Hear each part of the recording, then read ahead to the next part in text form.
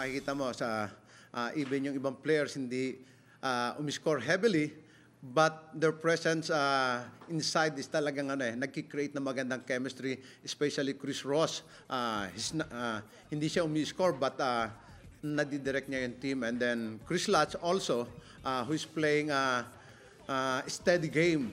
Dahil what we need inside is somebody who will understand our game plan. Well, hindi pa automatic semis ito dahil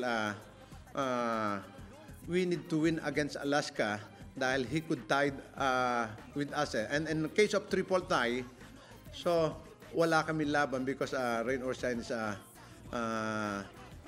beat us by 15 points. So, of course, magkakaroon ng triple tie yan kung Alaska will beat us. So, kami yung lower quotient.